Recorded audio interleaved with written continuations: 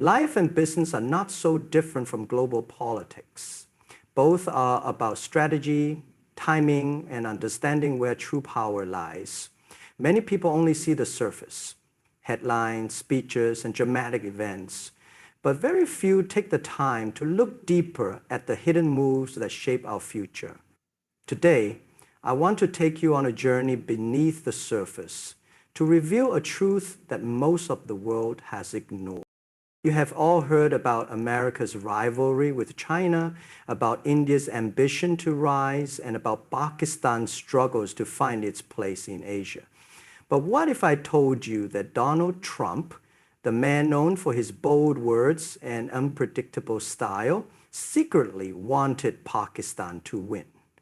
What if his real strategy was not what the newspapers told us, but something far more calculated, something that could change the balance of power in Asia? This is not just about politics. It is about vision. It is about how leaders think, how nations compete, and how hidden opportunities decide the future. As we go through this story together, you will see why Pakistan's role in Asia is far bigger than most people realize, and why Trump's decisions were not just impulsive acts, but carefully shaped moves in a much larger game. Stay with me until the end of this talk, because the deeper we go, the more you will realize that global power is like a chessboard. Every piece matters, but some pieces are far more valuable than they appear. And in this game, Pakistan is not a small pawn. It is a key player. The hidden truth will surprise you, and it will change how you see the future of Asia. Donald Trump's approach to Asia was never about following old traditions of diplomacy. It was about rewriting the playbook. His vision of America first meant that he wanted the United States to stop carrying the burdens of others and instead focus on protecting American interests directly. In Asia, this approach translated into a recalibration of relationships. For decades, Washington leaned heavily toward India to counter China's rise. However, Trump saw a hidden risk in this strategy. He understood that giving India unchecked support would not only embolden New Delhi, but also push Pakistan and China closer together, creating a new bloc that could sideline US influence entirely. By quietly balancing power, Trump sought to make sure that no single country could dominate Asia without America's approval. This balancing act was not about sentiment, it was about strategy. Trump was not known for showing personal warmth to leaders unless there was a benefit to the US. He dealt in transactions, not emotions. Pakistan, long treated with suspicion by Washington, suddenly became more relevant in Trump's eyes when he realized that America's exit from Afghanistan was impossible without Islamabad's cooperation. If Pakistan could help secure peace in Afghanistan, then the US could finally withdraw troops without admitting defeat. This shifted Pakistan from being seen as a problem to being seen as a solution. At the same time, Trump understood the power of unpredictability. While he praised India publicly and strengthened ties through defense deals, behind closed doors, he never fully gave India a blank check. He openly criticized New Delhi on trade issues, accused them of unfair practices, and reminded the world that America would not bow to anyone's agenda. By keeping India guessing, Trump preserved leverage. The same was true for Pakistan. His administration issued tough statements, but when the time came, Trump personally welcomed Prime Minister Imran Khan to Washington in 2019 and spoke about Pakistan in terms of potential and partnership. The essence of this shift was simple. America could no longer afford one-dimensional strategies. If the US leaned too heavily toward India, it risked losing Pakistan completely to China. If it ignored Pakistan, it risked failure in Afghanistan. Trump therefore sought to create a new balance where Pakistan was not sidelined but seen as a counterweight that kept both China and India in check. This was a quiet but deliberate recalibration of America's Asian policy, one that few noticed at the time, but one that continues to shape the region's dynamics even today. Pakistan's geostrategic location has always been its greatest asset, and during Trump's presidency, this reality became even more significant. Sitting at the crossroads of South Asia, Central Asia, and the Middle East, Pakistan is not just another country. It is a gateway. To its east lies India, a rising power that America often courted but also worried about. To its west lies Afghanistan, the country where America fought its longest war and desperately sought an honorable exit. To the north lies China, the United States' biggest rival, and to the south lies the Arabian Sea, connecting Pakistan to vital global trade routes through the Guadalpur and the Indian Ocean. Trump, known for his transactional mindset, could not ignore the fact that Pakistan's location meant influence, and influence meant bargaining power. When Trump began rethinking U.S. strategy in Asia, Pakistan appeared as a piece of land that could either work for America or work against it. If the U.S. ignored Pakistan, the result would be obvious.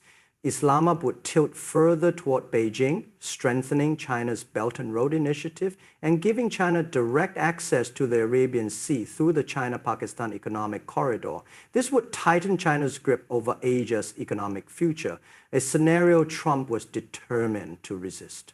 But if the U.S. engaged Pakistan, even selectively, it could slow down China's unchecked dominance and at the same time prevent India from emerging as the sole power broker in the region.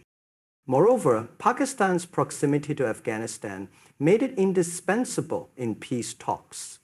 Trump wanted U.S. troops out of Afghanistan, but he did not want to leave chaos behind that could damage his legacy.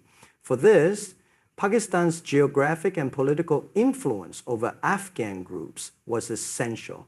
The roads, borders, and connections that Pakistan held became channels of negotiation and leverage, something no other country could replicate.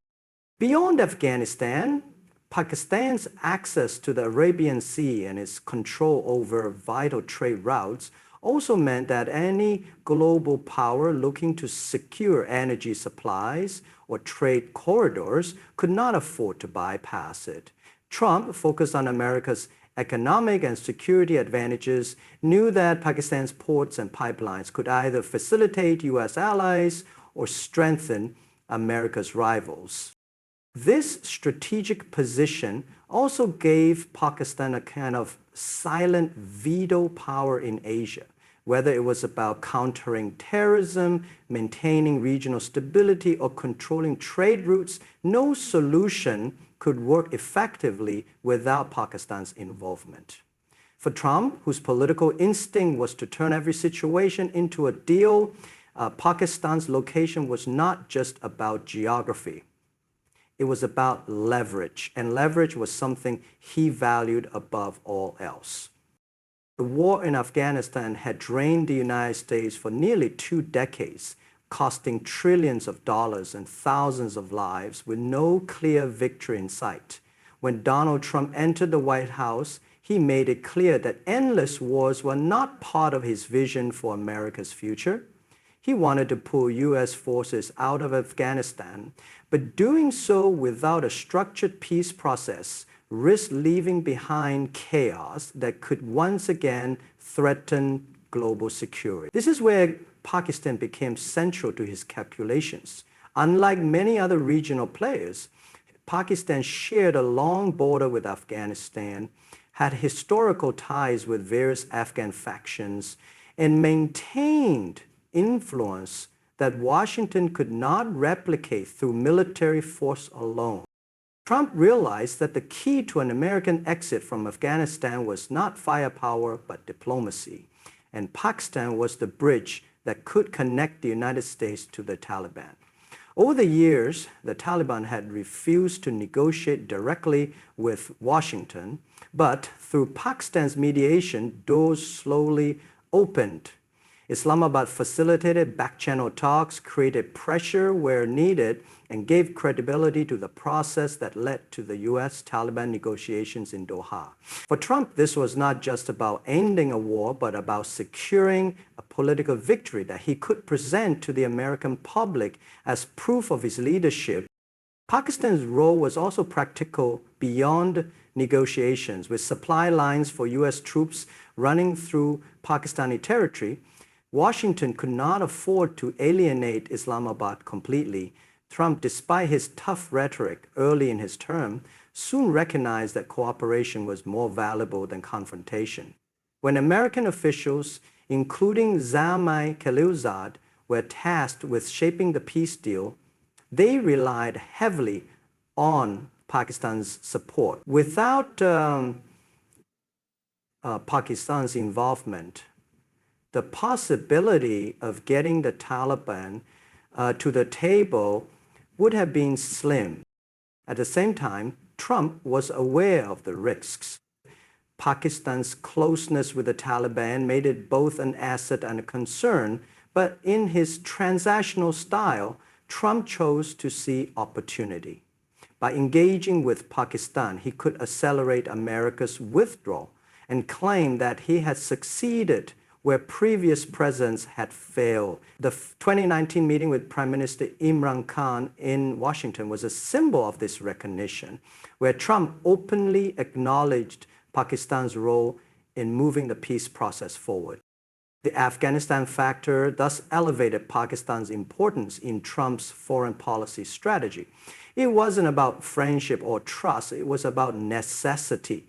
Trump needed a way out of a costly war, and Pakistan was the only country positioned to deliver a pathway, making it indispensable to his broader Asian policy. China's rise was one of the biggest challenges Trump faced during his presidency, and he approached it with a mixture of confrontation and calculation. He launched trade wars, imposed tariffs, and openly criticized Beijing's policies, making it clear that he wanted to slow down China's path to becoming the world's dominant power. But Trump also understood that China's influence extended far beyond trade. It was reshaping Asia's political and economic landscape through projects like the Belt and Road Initiative. One of the most critical pieces of this initiative was the China-Pakistan Economic Corridor, which gave Beijing access to the Arabian Sea through Gwadar port. This created a dilemma for Trump. Pakistan was a close partner of China, but it was also a country whose cooperation America could not ignore. Instead of treating Pakistan only as part of China's orbit, Trump saw an opportunity to use it as a bridge. He knew that isolating Pakistan would only push it deeper into Beijing's embrace, strengthening China's hand. However, by engaging with Islamabad, the US could maintain some influence, even if limited, and prevent China from having complete control over Pakistan's direction. This was a subtle but important shift, because while previous American policies often painted Pakistan solely as a problem, Trump looked at it through the lens of competition with China.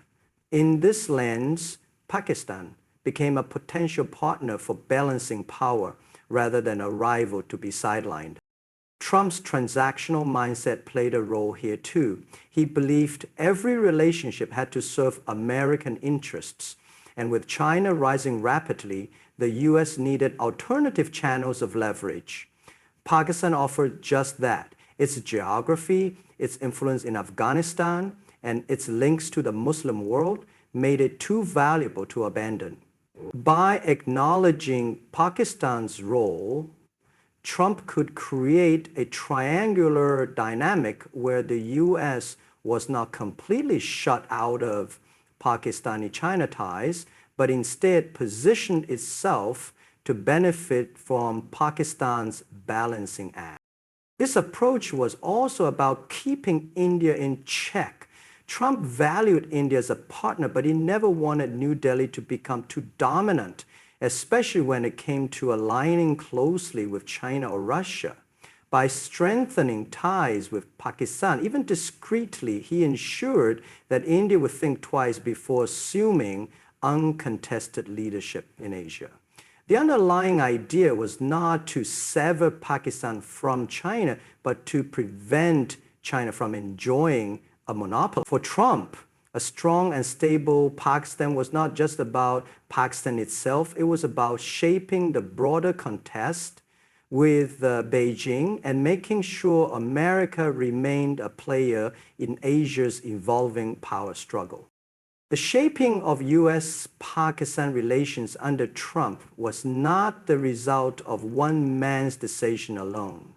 It involved the coordinated roles of key individuals on both sides who influenced how strategies were built and executed. At the center of it all was Donald Trump himself, a leader who thrived on unpredictability in transactional deals. Unlike traditional U.S. presidents, Trump did not always follow institutional recommendations.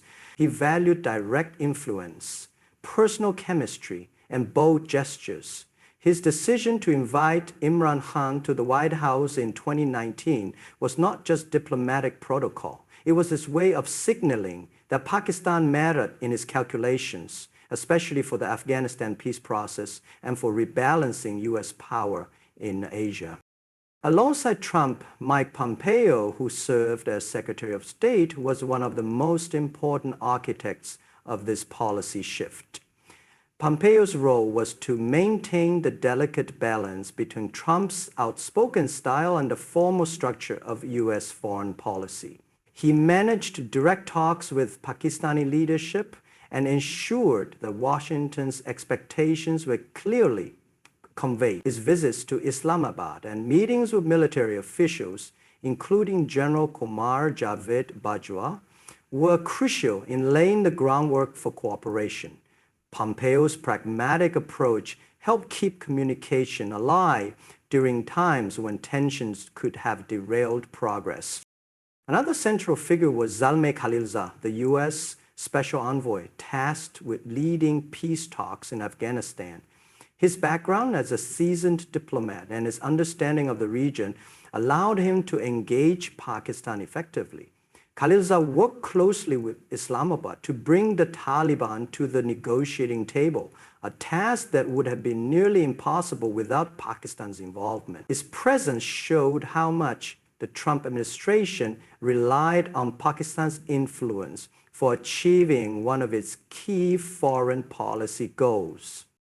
On the Pakistani side, Prime Minister Imran Khan emerged as the face of Pakistan's diplomatic engagement. With his global popularity and reputation as a reformist leader, Khan brought Pakistan back into international conversations.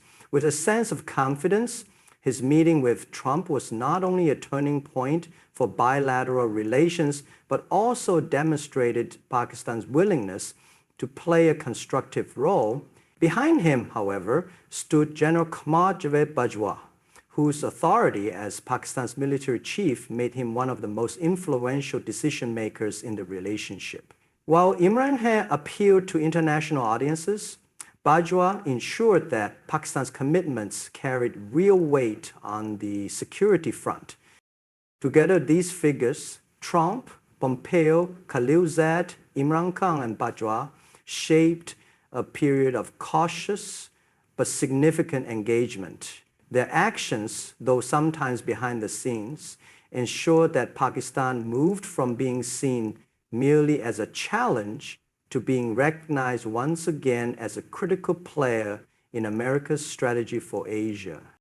Donald Trump was one of the most polarizing yet widely recognized leaders in modern history, and his presence on the global stage shaped how countries perceived America's moves. His popularity did not always mean approval. Often it was about visibility and influence.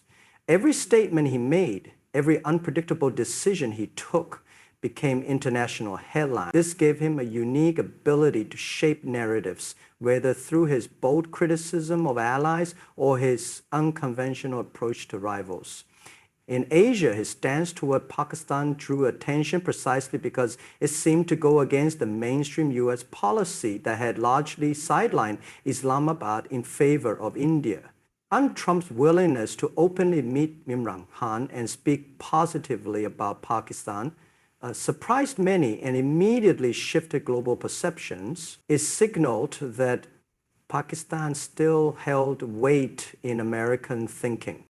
On the Pakistani side, Imran Khan enjoyed a popularity that went beyond politics. He was not only the elected leader, but also a global personality due to his cricketing legacy and his image as a reformer. This gave him a level of recognition that allowed him to engage Trump as more than just another politician. When Khan visited Washington in 2019, the optics of their meeting resonated strongly both at home and abroad. For many in Pakistan, it was proof that their country was once again being acknowledged on the world stage. Internationally, Khan's presence gave Pakistan a softer and more appealing image, contrasting with the years when it was often associated only with security issues. General Qamar Javed Bajwa, though not a public figure in the same sense, held immense power within Pakistan. His popularity was limited compared to Khan, but his influence was undeniable. Among policymakers and defense circles, Bajwa's role was well recognized, as he represented the continuity of Pakistan's security policies and military cooperation. His quiet but decisive involvement in discussions with U.S. officials ensured that the commitments made at the political level were backed by real authority. Among the Americans, Mike Pompeo carried influence as a statesman respected in diplomatic circles, while Zalmay Khalilzad, though less popular globally, became known in the region due to his central role in the Afghan peace talks. Their names did not resonate with the masses the way Trump or Khan's did, but they held credibility where it mattered most in negotiations and policymaking. This mix of personalities created a unique dynamic. Trump and Khan, both charismatic and widely popular, gave the relationship visibility, while figures like Bajwa, Pompeo, and Khalilzad provided the structure and stability to turn words into action. The contrast between popularity and influence shaped how this period in U.S.-Pakistan relations unfolded and how it was perceived worldwide. In conclusion, when we look at Donald Trump's approach toward Asia, it becomes clear that his strategy was never about following the old rules of diplomacy, but about rewriting them to serve America's direct interests. He saw in Pakistan not just a country, but a pivotal force that could influence Afghanistan's future, balance India's rise, and keep China from gaining unchecked power. Figures like Imran Khan and General Bajwa on one side, and Mike Pompeo and Zalmay Khalilzad on the other, shaped this delicate equation. Trump's bold and unpredictable style, combined with Pakistan's geostrategic leverage, created a moment in history where the United States quietly recognized Pakistan's importance in Asia's balance of power. The hidden truth is that Trump did not simply want Pakistan to participate. He wanted Pakistan to succeed because its success meant leverage for America in the great Asian game. I wish you all the very best in your own journeys of growth and discovery. May this knowledge inspire you to see beyond headlines and understand the deeper forces shaping our world. Thank you for listening, and good luck to each one of you as you continue to seek wisdom and opportunities in life.